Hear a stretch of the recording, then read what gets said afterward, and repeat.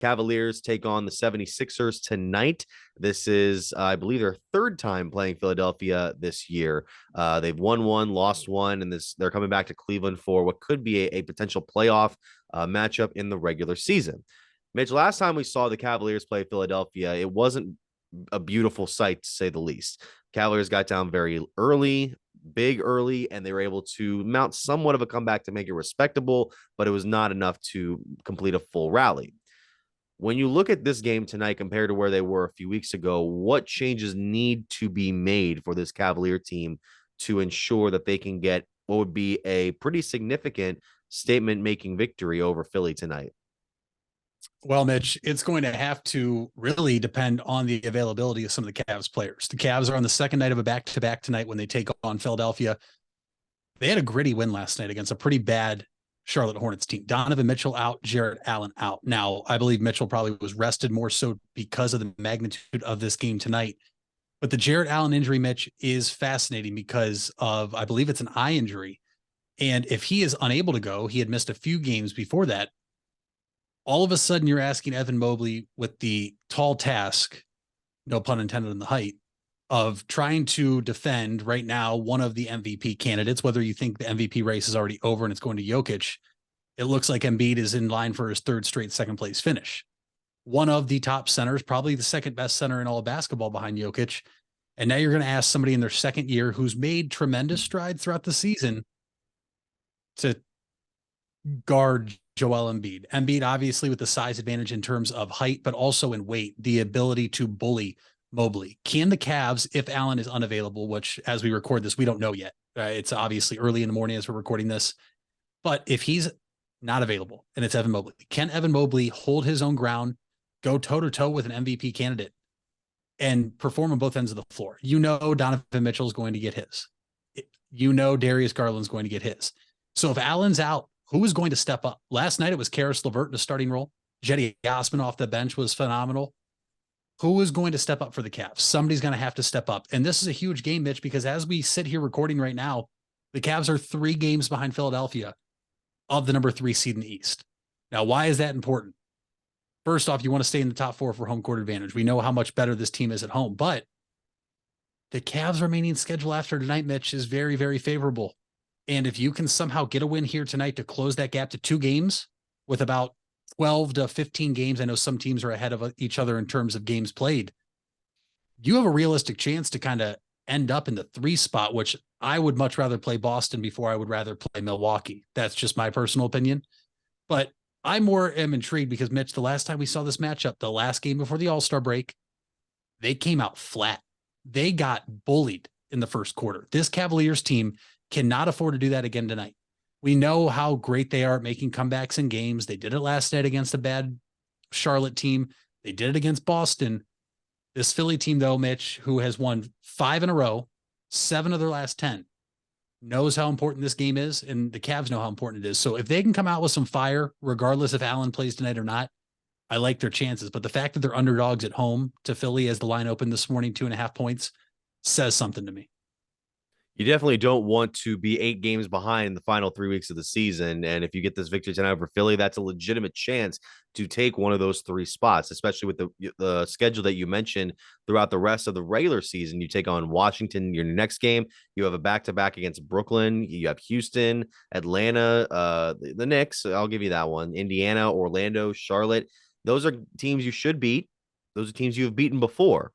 And if the Cavaliers can pick up some sort of victory tonight, that would be a big statement victory, I think, to hold over into the remainder of the regular season, being like, can the Cavs really compete with these serious teams? Because they have won against all these teams so far this year. Yeah.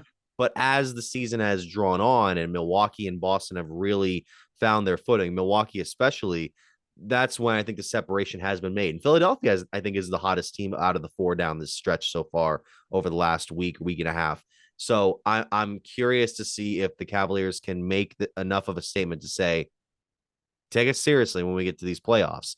Although I think teams like, the Knicks and maybe even Miami might be looking for more statements down the regular season stretch, because not a lot of people are taking them seriously. The Knicks are 10 games behind first place in the East, 3 games behind the Cavaliers. but they've had some trouble against the Knicks so far this season. And then Miami, we saw them give the Cavaliers a bit of a run the fourth quarter the other night in Miami in South Beach. And I'm curious as to what this team could do coming out of what potentially might be the play-in, but they could snap up that 6th seed if Brooklyn doesn't keep pace at number 6. And Mitch, Brooklyn is, I think, really the most interesting team. They traded away Kevin Durant, Kyrie Irving. I think we all kind of thought, well, with where they were at in playoff positioning, they're a playing team. Mitch, they're 5-5 in their last 10. Yeah, that's not great. It's 500 ball, but if they play 500 ball the rest of the season, they're not going to fall into the play-in spot. They could be 6. Depending what the Knicks do, they could be 5. That could be the first round matchup for the Cavs. They have all of a sudden, they're playing very good team basketball. They're not dependent on Kyrie Irving and Kevin Durant to go bail them out anymore. They are going to move the ball around.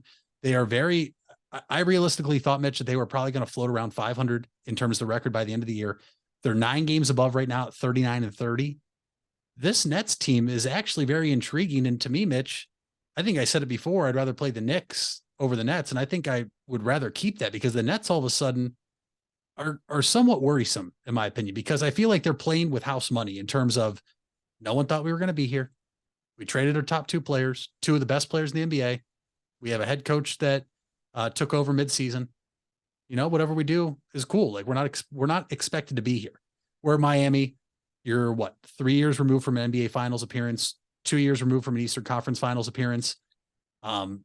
You have some top players. You have Spoelstra, pressures on them. The Knicks, obviously, you always have pressure being in New York, but this is going to be interesting down the stretch because not only that, but you look at the bottom of the standings.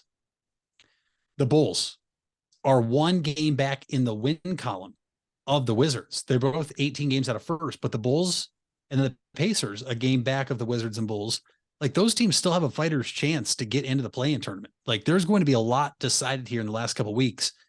And that's why if the Cavs can just take care of business against these bottom feeder teams, like we mentioned, they play Charlotte. They're about to be eliminated. Orlando again, Indiana again, Houston still. Like if you beat those teams and just played 500 ball the rest of the way, Mitch, I think the Cavs are fine in staying in that 4 seed. But if you win tonight and you can close that gap to 2 with Philly and you beat those bottom feeder teams, there's a really good chance you're looking at the 3 seed. And I would love to see it. But I also want to just say, I think the 1 seed's out of question for everybody in the East. Milwaukee is the only team that's clinched a playoff spot already in the NBA. And I don't think a lot of people are paying attention. Mitch, they have the best record in the NBA by 3 games. It was all talk all season long has been Denver, Denver, Denver. And for rightfully so, right? Denver's been phenomenal. Jokic is looking like he's going to win his 3rd consecutive MVP award. But Milwaukee, who I don't know how you feel, Mitch, but I feel like when healthy, Giannis is still the top player in the NBA currently. A team that won the finals 2 years ago, I feel like as a 1 seed clinching a playoff spot with 50 wins already, they're almost flying under the radar still. Yeah, it was when that 16-game winning streak was snapped. Everyone's like, you're back to where we thought you'd be. And Milwaukee's the only team right now that has clinched a playoff spot. They're the only team that has reached the 50 win mark for the season, 50-19, and 3 games ahead of the Celtics. And they've had some very impressive wins against the likes of Boston and Philadelphia this year, although Philadelphia beat them a few weeks ago to snap that win streak.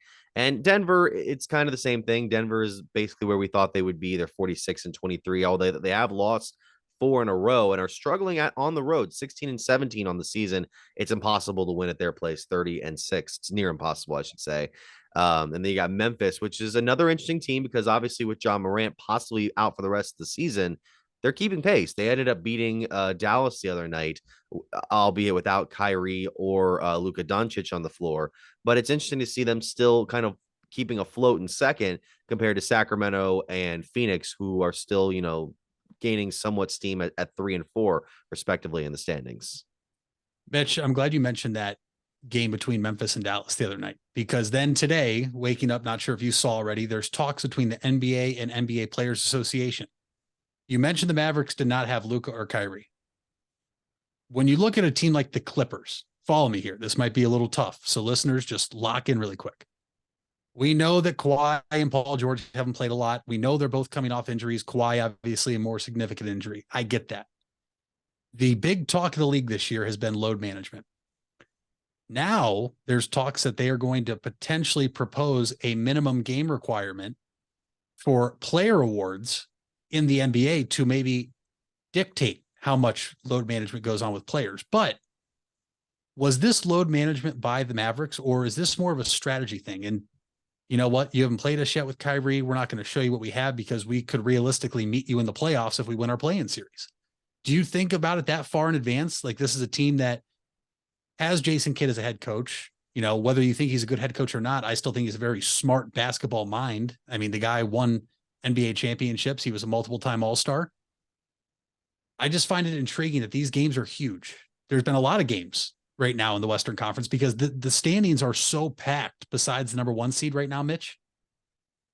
And some of these players are taking games off at the most vital point in the season. Is this actual load management, or is this more of a strategic thing, do you think, from some teams? I can't say for sure. My gut reaction is just to say basic load management because we've seen it become so common. I mean, somewhat unfortunately nowadays in the NBA. Um, the minimum for requirements. First of all, I thought that was. I mean, I knew that the MVP has a minimum requirement of games you would have to play to qualify for that. The awards thing is like that's sort of meh to me. I would Yeah. think that the league might consider putting a league requirement on certain what are they are incentives or bonuses that players can receive in their contracts in order to be able to be like, you know what, I'm going to play this game, play this amount of games, get my $5 million signing or extra bonus, and then that'll be the incentive to bring players back onto the floor on nights when people want to see them and then they can't. um but yeah, it seems like such a non-story right now. It could develop into something down the line if we were to hear from Dallas themselves or maybe another team being like they're trying to use a strategy to not show you what could be in the postseason, which is still possible because Memphis is 2 right now. Dallas is 9 at 34 and 35, which is tied with Oklahoma City and the Lakers for the 8, 9, and 10 spots. And if Utah slips in there, Utah seems like such a fascinating team to me too because they're 33 and 36, even though they've had one of the best all stars this year in Laurie Markin. They've just kind of fallen off.